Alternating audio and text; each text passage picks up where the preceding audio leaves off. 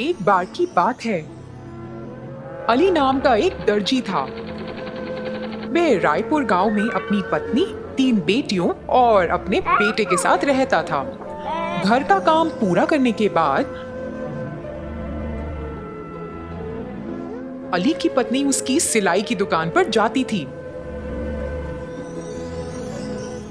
उसकी 3 बेटियों समीरा, सिमरन और सोनिया की उम्र में 2-2 वर्ष का अंतर था। वे हमेशा एक दूसरे की बातें मानती थीं। जब अली की तीसरी बेटी सोनिया 4 साल की हुआ करती थी, तो अली और सबा ने एक बेटे को जन्म दिया और उसका नाम सुलेमान रखा। सुलेमान परिवार में सबसे छोटा था, इसलिए उसके माता पिता और उसकी बहनें उसे बहुत लाड प्यार करती थीं। जैसे जैसे साल बीतते गए, सुलेमान को इसकी आदत पड़ गई। उसकी माँ उसे रोज खाना खिलाती थी। सिमरन और सोनिया उसे पढ़ाते थे और उसका काम भी करते थे। दर्जी की दुकान पर काम खत्म करने के बाद अली अपना समय अपने बेटे के साथ खेलने में बिताते थे।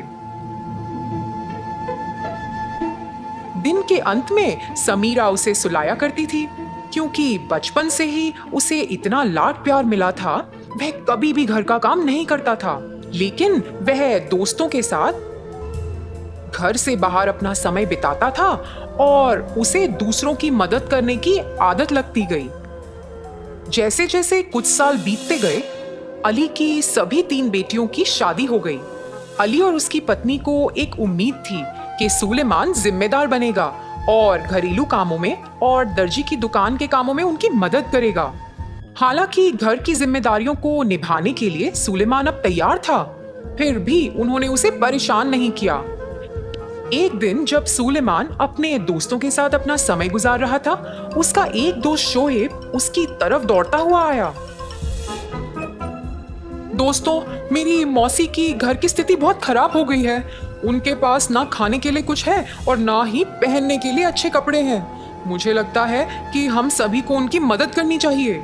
सुनो दोस्त, मुझे तो स्वयं ही सहायता की आवश्यकता है। मैं तुम्हारे लिए क्या कर सकता हूँ यार? एक दोस्त ने ऐसा कहा और वहां से निकल गया। अरे यार, मुझे डर है, अगर मेरे पिताजी को इसके बारे में पता चल गया तो पता नहीं क्या होगा। क्षमा करो, मैं ऐसा नहीं कर सकता। दूसरे दोस्त ने ऐसा कहा और वो भी वहां से निकल गया।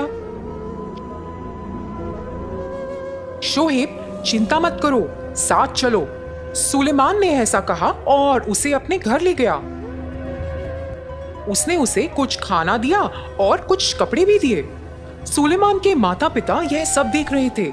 वे अपने बेटे से सवाल करना चाहते थे कि ये सब क्या हो रहा है, लेकिन तब तक सुलेमान अपने दोस्त के साथ पहले ही वहां से चला गया।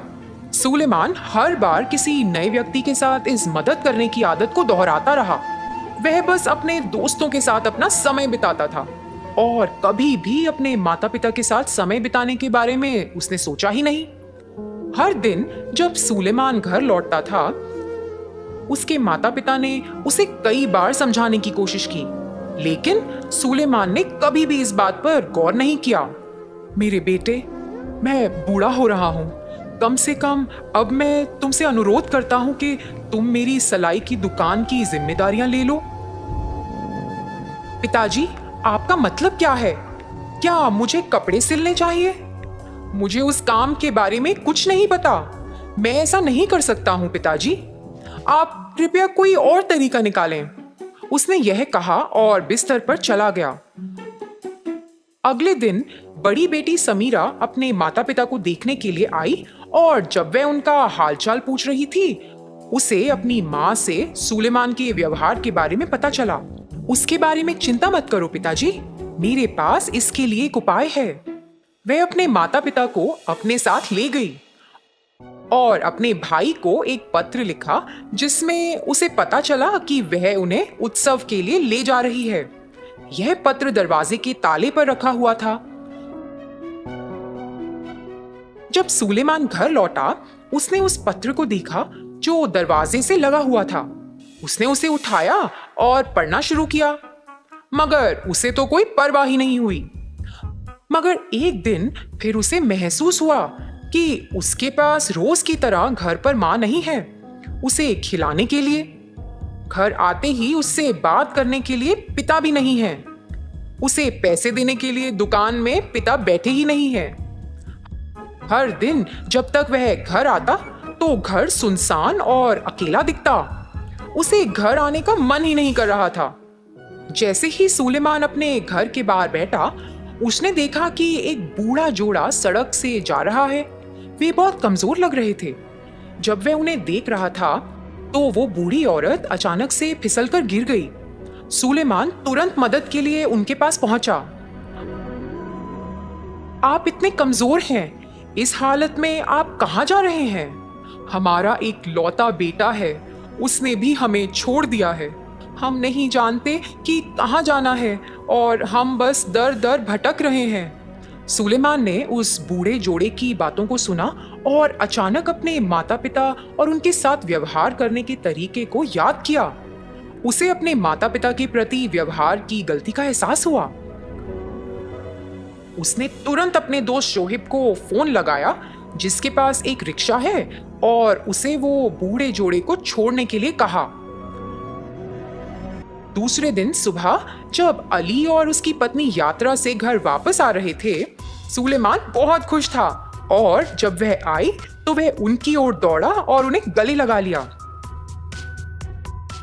वहां से सुलेमान को अपने कर्तव्यों का एहसास हुआ और उसने अपने पिता की सलाई की दुकान में काम करना शुरू कर दिया और घर की जरूरतों को भी वह खुद ही पूरा करता था।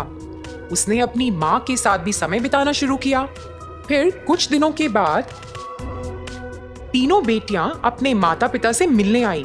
उनमें से बड़ी बेटी समीरा अपने भाई के बदलाव को देखकर बहुत खुश हुई और कि उसके समाधान ने उसके भाई के व्यवहार को बदलने में मदद की है।